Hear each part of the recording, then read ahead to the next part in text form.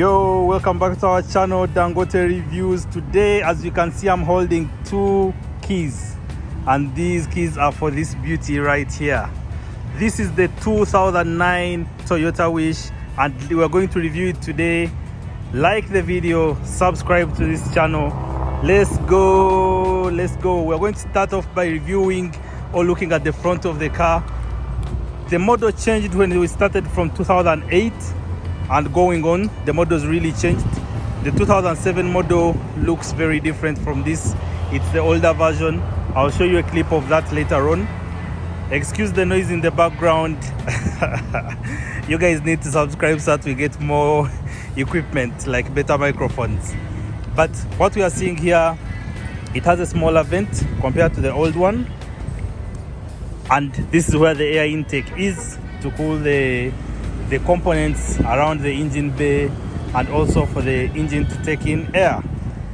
And we can see the lights also changed. These are much thinner. They are thinner. They are not like the other huge lights, and they do have an LED light over here, the one they call a motor light, the one that requires a motor to run. But for me, I think this version looks nice compared to the later versions that came in 2011, 2012. This particular one came with the wheels that are factory wheels. It does not have the alloy wheels, as you can see here. These are the wheels that the factory gives you, those right there. And when you look at the side profile, I think you can agree with me that it curves really nicely. This is what we call an air breaker. I think the dynamics of this car concerning blockage using with air is really low, and I think it looks beautiful from the side. I like the way the handles are designed with this hole that allows your arm to easily enter so that you can open. The mirrors are just basic. They do not have blinkers, but those can be add-ons that you can include for yourself. Now, looking at the back of this car, these lights also change. The old Toyota Wish had the long ones that used to run across the back here like this, just vertically, but these are more horizontal, and I think some people may prefer this design, but according to me, I like the old design. But that's a point to be debated later. Overall, they really pull out a very good view of the back.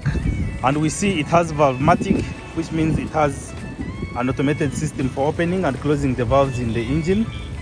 Overall, this is the 2009 Toyota Wish. Now let's go on the inside and see how it looks.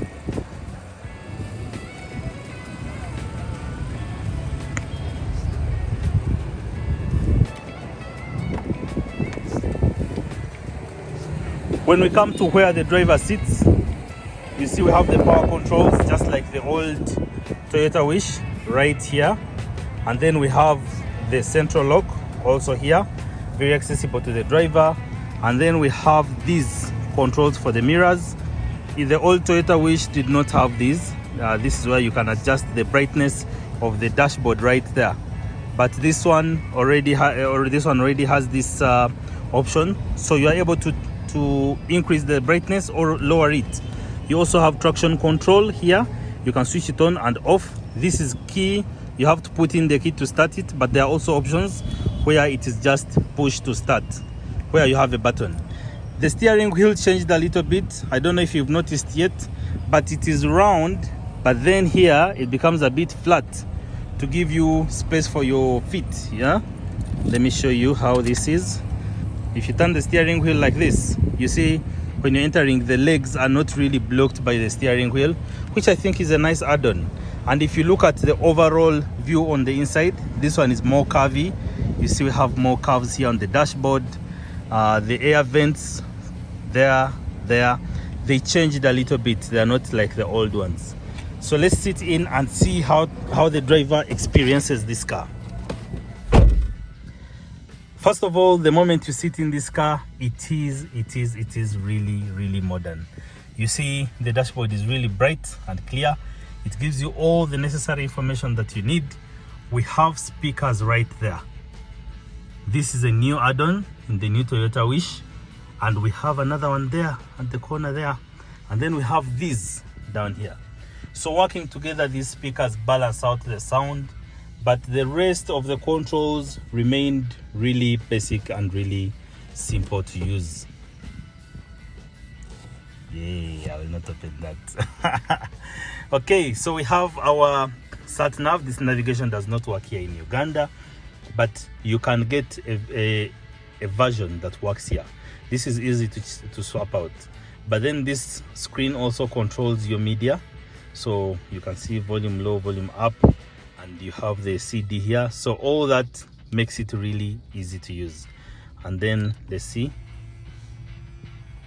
Yes, so it opens and shows you where to put your you can even put a hard disk in here, but you can also put your CD and be able to play your CD, and the memory card slot is also here.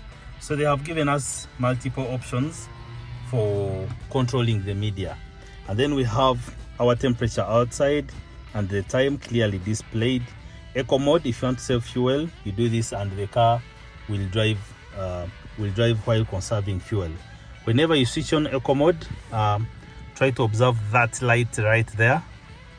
When you switch it off, it goes off. When you switch it on, the car communicates to you that now it is in eco mode and you're saving fuel. Okay, and then we have our climate control panel, just simple, laid out, so simple. That's what I like about Toyota Wish. Even the old one was so simple, and they have tactile buttons. So yeah, very nice, very nice. And then we have our control here, the driving selector.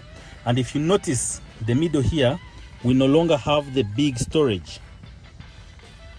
So I think that is just a loss, because I really love storing things here. My Bluetooth speaker is usually in the center console here, just down here. But now we only have the cup holders and no extra storage. But I'm sure you can get that option if you look around the shops around Kampala. You can get a shop that sells to you that component. Okay, some small storage here. We have the glove compartment right there. Let us see. Okay. And the storage that used to be up here is no longer there. We only have this small storage. The door bins, same as the old ones. Just the whole thing has changed. With the old Toyota Wish, I usually complain about, you see that Toyota Wish over there? That is the old Toyota Wish. I don't know if you can see it clearly through the window. But with that one, I usually complain about this A-pillar. This A-pillar is so huge to points that when you're turning this side, you rarely see borders or people crossing the road. So this one, they made this window quite big. So it's an improvement. So this and this does not block you as much because you have this. For the other one, you have to keep looking through this window and then coming back to the main window. But now that they have provided a bigger size of this, I think that is excellent. Okay, so now let's go at the back and see how the passenger feels in this car. Oh my God, this small storage that used to be here is no longer there. Look at this. Oh my God, it is not there. I'm going to fight with someone at Toyota. The legroom is still the same. Not much, the legroom. And the headroom is also, let's see. The headroom is a lot. It's a lot. And I think that's one of the good things I admire about a Toyota Wish. And when you're at the back and have a view of the front, this is how it looks. I believe it looks really beautiful. Okay, so at the back here, we don't have much going on, except we have an armrest. This armrest can be lowered by pulling here like this, and this acts as the armrest. For the people seated at the back, this seat can easily seat 3 people, which I think is a good thing. And then if you look at the back, you will see that it can seat 2 extra people on the 3rd row. Just like every other Toyota Wish, this one is also a 7-seater. And I think that is really cool. But then there's something new at the back here. If you look at this C pillar here. So remember guys, the other one is the A pillar, okay? A pillar, B pillar, and at the back here, that's the C pillar. So these two act as the C pillar. The C pillar has a a speaker, and that makes the whole car get a better sound system compared to the old ones. So I think this is a very good add-on, and I think the owner of this car will enjoy it. I'm going to tell you the price at the end, so please watch till the end. The price is going to be mentioned. Okay, so let's check out the boot and see how it can help us in case we have a lot of luggage. But first, before we see the boot, I want to show you that we have a spare tire under this car. So for the spare tire, to access it, to access the spare tire, you have to come down here.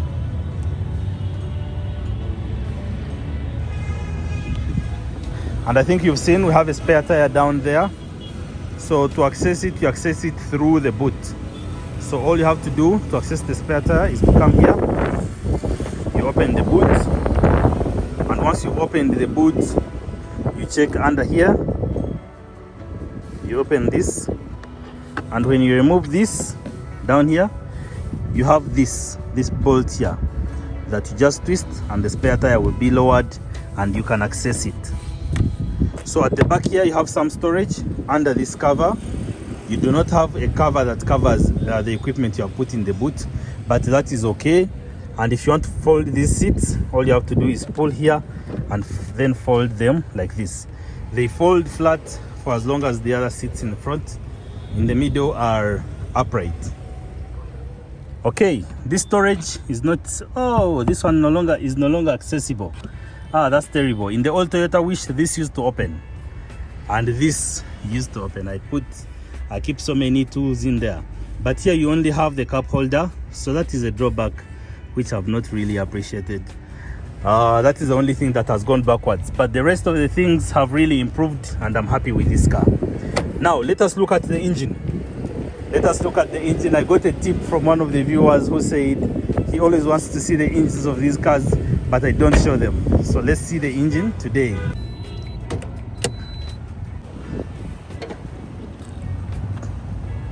Ladies and gentlemen, this is how the engine looks. I think this is absolutely clean and beautiful. Typical Toyota engine, Valvematic, really beautiful, really nice, very durable, very reliable.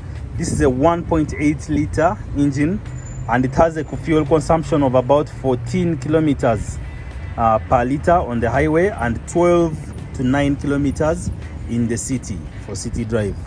It is really durable. I can testify because this is the kind of car I drive, except it's an older year. Mine is an older year.